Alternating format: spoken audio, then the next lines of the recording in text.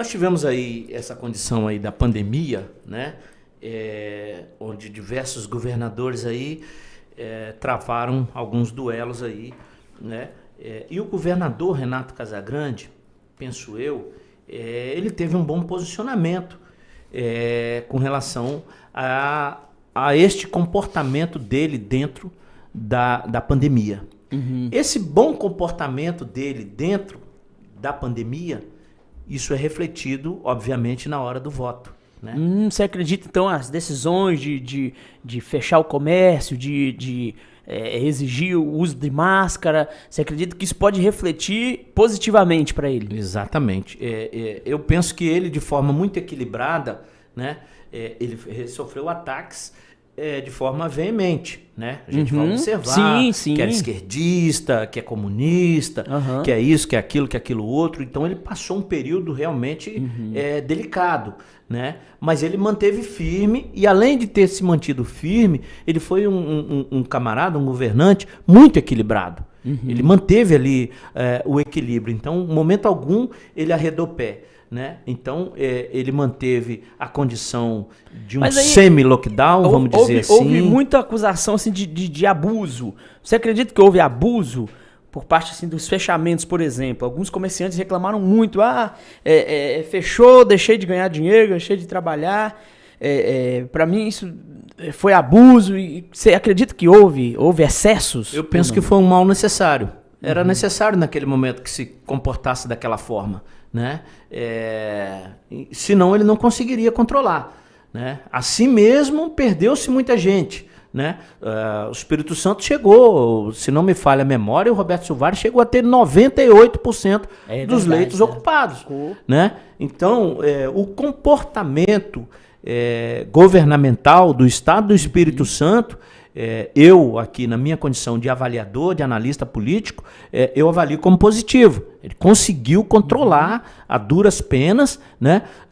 Essa condição aí, por exemplo, da vacina. Ele próprio agora recentemente esteve no Butantã, lá em São Paulo, comprando as vacinas. Então eu vi no governador Renato Casagrande vários pontos positivos, né?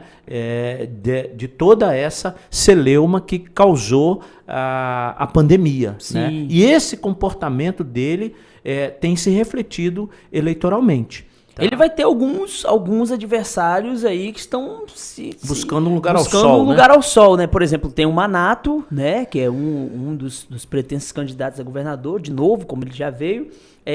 Há um movimento muito grande em torno de um novo grupo já existente, vamos dizer assim, que o Guerino, o Aldifas, o Eric Musso, que se movimentam ali talvez para definir cabeça de chapa e candidaturas acessórias, que é deputado federal, senador e tal.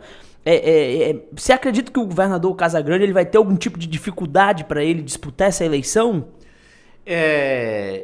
Eu tenho observado, por exemplo, a candidatura do Guerino Zanon, a propensa candidatura, vamos dizer assim, né, do Guerino, ela vem ganhando um pouco de corpo, ela vem ganhando espaço, né? E eu observo, até a rede social, ela costuma nos dar um parâmetro muito grande, né? Quem puder, quem quiser fazer uma leitura mais aprofundada, sempre que prestar atenção em quem curte, em quem comenta, né? Isso é um indicativo. Por menos que a pessoa pense que não, mas é um indicativo, né? Então eu vi postagens do Guerino Zanon com um grupo muito grande de que sempre foi aliado do Paulo Artung, fazendo as curtidas nas publicações do Guerino. Então o que eu observo? Que o time do Paulo Artung vai desaguar todinho na candidatura do Guerino Zanon. É mesmo? Você acredita nessa possibilidade? Sim.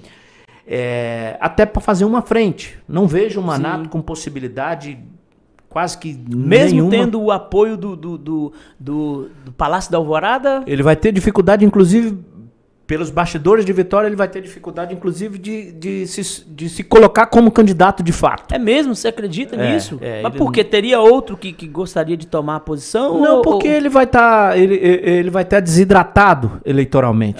Ele vem vai surgir um numa desgaste. condição de que não ficou muito legal para ele. Não tem ficado, né? Ruim de discurso, ruim de fala, então ruim de posicionamento, né? Então tudo isso. O Manato, se você for pegar o histórico do Manato eleitoral, ele sempre foi eleito com pouco voto.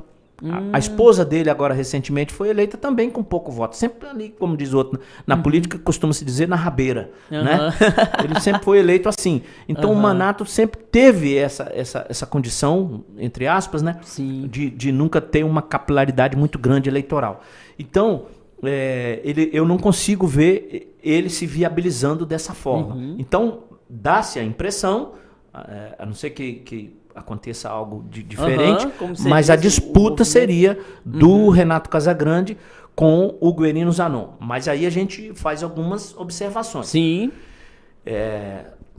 O Renato Casagrande, o Guerino Zanon, seria basicamente a primeira vez que um candidato do interior essa é uma observação importante a se fazer, né? enfrenta o povo da capital, né? Sim. Da Grande Vitória ali, vamos dizer assim. O Renato Casagrande, ele não é da capital, ele é de Castelo, um município pequeno, mas ele se fortaleceu politicamente dentro da após capital. ter sido deputado, né? Isso.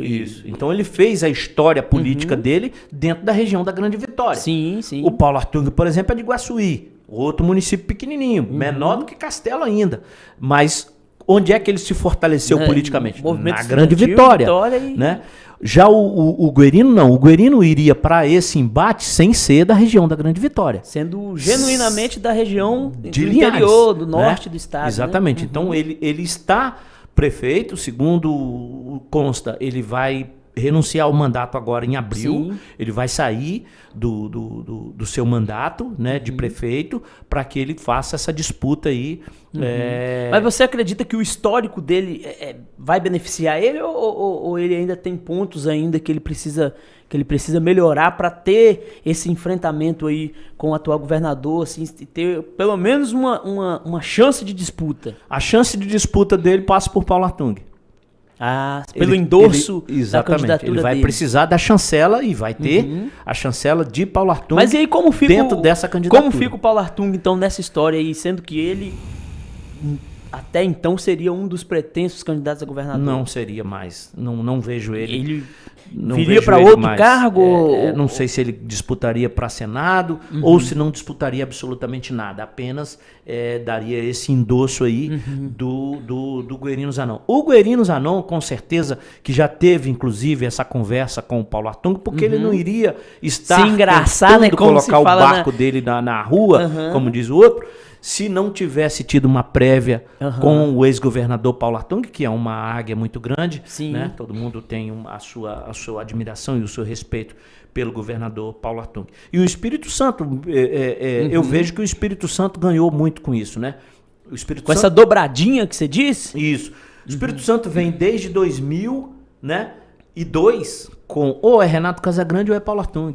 Então o Espírito Santo ganhou porque realmente os dois tiveram um equilíbrio muito grande dentro da gestão do Estado. E aí você observa ainda mais outros dois Um é municípios. voltado bastante para a questão da área social, que é o Casagrande, e o outro mais para a área fiscal, para a área econômica, né? Que é o Paulo Artung, né? Inclusive exportou alguns secretários Sim. para governo federal. Se você for observar, outros 2 municípios, aí você já vai sair do Estado, outros 2 municípios tiveram essa condição também, de ter 2 gestores bons e com equilíbrio fiscal, com equilíbrio ali financeiro, de gestão social, que é o município da Serra, que eu considero que é o município que mais avançou dentro do Espírito Santo. O Aldifas e o Vidigal, ora um, ora outro, 2 bons gestores também, e o município de Linhares também. Ora com o Zé Carlos, ora teve com só o Guerino, só teve um entravezinho com o Nozinho Correia, mas o eleitor sentiu novamente que tinha retornou, errado, né? E voltou com o Guerino, que faz um mandato fantástico